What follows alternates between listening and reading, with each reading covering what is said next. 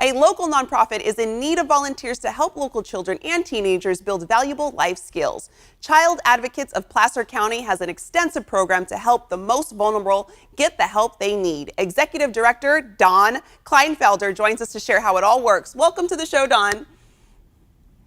Thank you for having me on. Yeah, we're happy to have you. So, Don, tell us about Child Advocates of Placer County. So let me back up a little bit. Within every county, there's a superior court. And within that court, there's a juvenile division. Within that, there's a family law division, which is custody battles and divorces, things like that. We don't really go there. There's delinquency, which is the kids who broke the law. And then there's dependency court. And that's where the kids who've been abused, neglected, or abandoned are taken from their homes. They're put into foster care.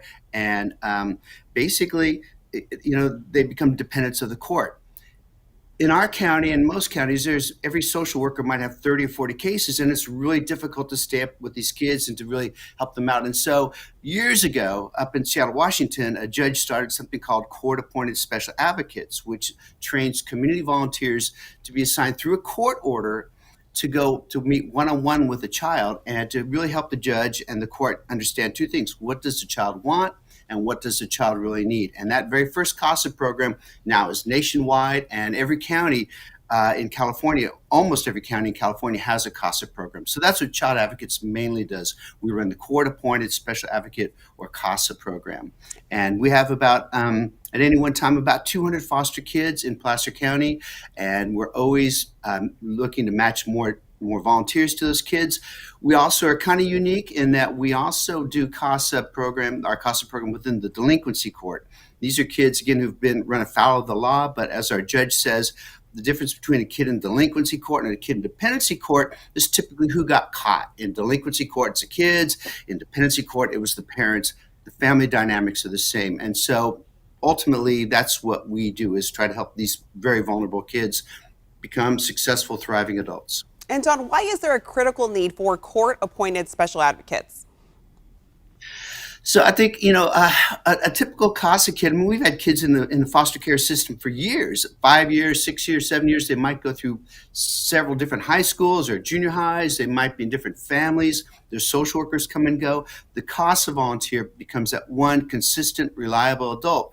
You only take on one case, and with that court order, you're working with that kid, meet with them weekly, and you're there to really build that trusting relationship. I've been fortunate enough to be a CASA for 5 teenage boys, and it's funny how after about working with them every week, you go see them, they just grunt one-word answers, and suddenly that trust happens and it breaks through, and they share everything. And then you're able to go and tell the social workers, the judge, everybody, like, this is what's really going on in this kid's life. This is what this kid really, really needs.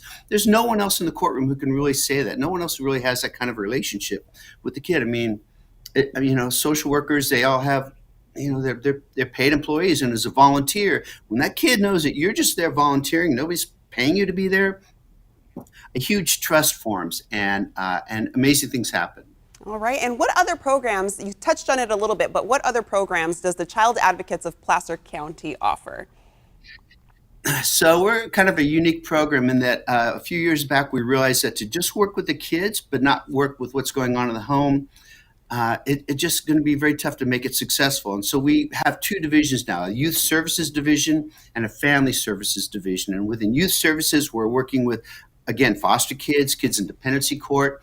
We're working with kids in delinquency court, about 300 kids in dependency, foster kids a year, about 50 kids in delinquency a year. We also work with kids that are involved or at risk of involvement with sex trafficking. We have about 50 of those at any one time.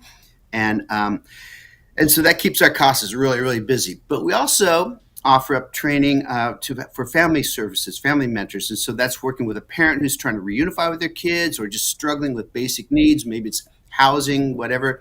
And again, the idea is, let's give a CASA to the kid and a mentor to the parents and help them build a successful family. And then as they start to climb out of that hole, a lot of these parents get stuck in a cycle of poverty, and it's not just a lack of money that leads to poverty. It's a lack of knowledge and understanding. And so we have a program called Prosper Placer, which is a community, basically an intentional community of support. I'm glad you were able to tell us about some of the programs offered, and I want to let our viewers know, for more information on becoming an advocate, visit casaplacer.org.